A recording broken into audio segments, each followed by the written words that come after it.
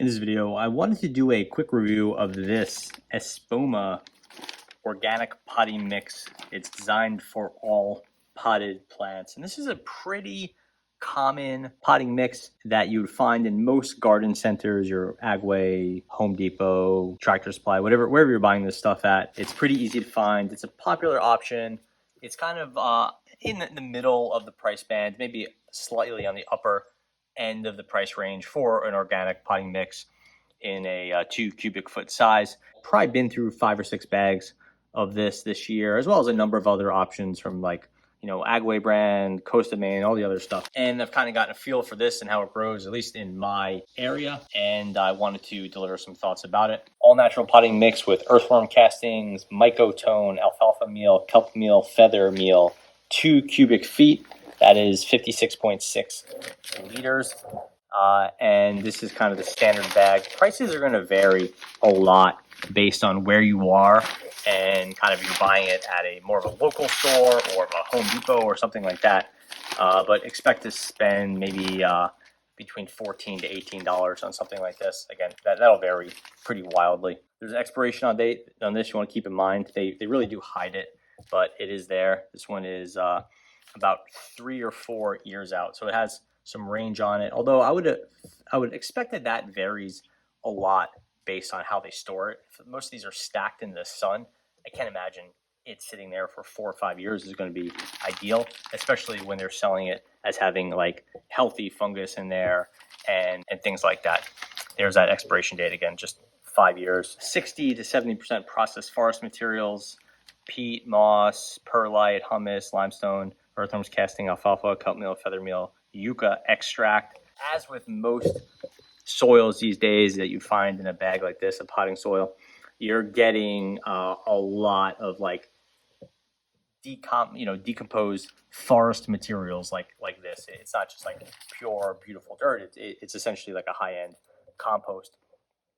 So that's what you're getting, and it's going to have kind of a chunky nature to it. As you might see, some of them are specifically sold as being compost mixes. This one's not.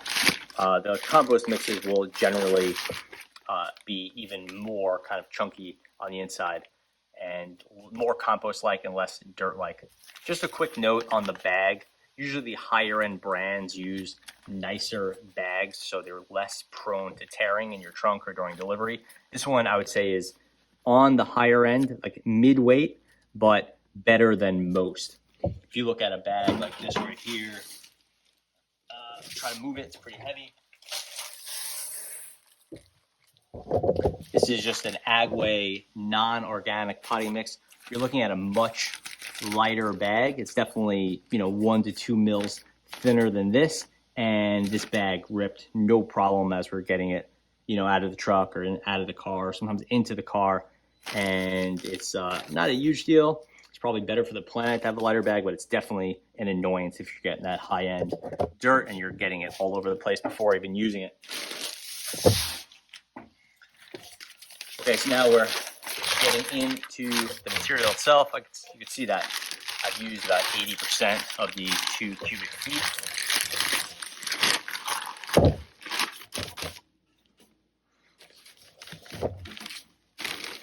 So what are we seeing here?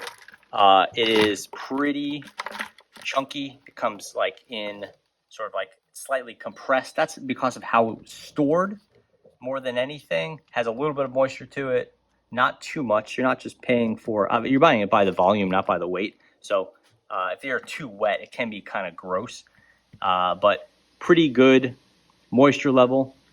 And there's a lot of kind of chunks in here, like I said.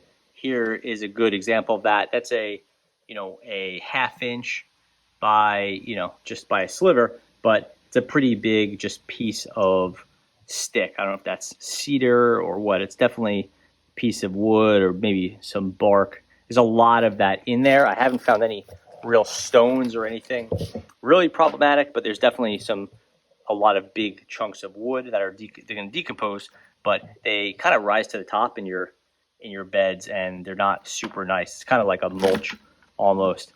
A very light coating of perlite, and then pretty good weight to it, but again, a lot of dirt and a lot of bark and wood chips. This seems to be the primary,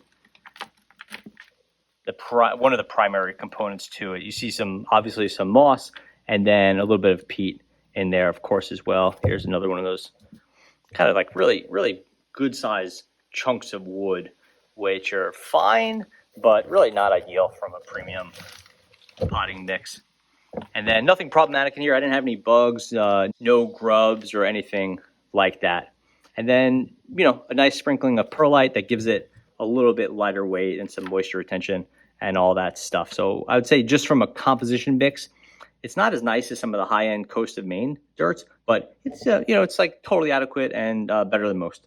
Now let's see it in a planting setting. So I've been experimenting a lot with container bags and container growing, and this is the first use of that Espoma that I just showed you. And here it is. This was potted yesterday or perhaps the day before, and you could see kind of the general mix. I didn't augment it at all. Sometimes I would add to the dirt or add some perlite or mix in some old dirt or whatever, but this is just straight up that Espoma for experimental purposes, of course. And you could see it's on the dense side, kind of like a little bit heavier than I'd like to see. It makes the container bags feel real kind of heavy and stodgy, so that's not ideal. You could see that after a couple waterings and some compression, after, again, just being thrown in here yesterday, a lot of this stuff, these bigger chunks, rose to the top. And some of that is fine. It's not a problem. It doesn't really hinder the growth, but there are a lot of these wood chips, and they're going to be there for kind of the foreseeable future, and they tend to just rise to the top, and it doesn't make this look very nice, but it's fine. And this is not really about the kind of aesthetics, but it just doesn't make the dirt feel like as nice as it could. But just, I guess, worth knowing about, and over the years that stuff will go away. Let's move over to something that's a little bit more active and it's had a week or so of growth, and it's with that same dirt. Here we have some cucumbers with that Espoma mix. Again, same sort of thing. Nice mix, good mixture of perlite there, good moisture retention, and this one, heavy but not crazy, and getting really good growth out of these. These are maybe, I don't know, 5-6 days in the dirt, getting a lot of sun. It's the summertime here. Some of that big bark stuff rising to the top, a couple sticks like that right here, but not too much, and very little of this bigger stuff. So doing well overall. And here you can see that plant has the Espoma mixed in with some of last year's dirt and some augmented with some fresh perlite and some fertilizer and things like that. But really good growth. Those things are about maybe a week old, those cucumbers, doing really well and ready to start moving on to some larger plots and things like that. But on the whole, I've been really happy with this Espoma. It seems to be of good to very good quality.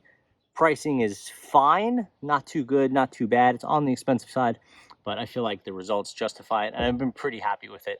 Most of that company's products I would rate in that kind of like B to B plus range, and I think the pricing and availability reflects that. So it's a good way to go, but not always my favorite. I don't have any significant complaints on the whole. Seeing some pretty good crops using that Espoma this year. So that should pretty much cover it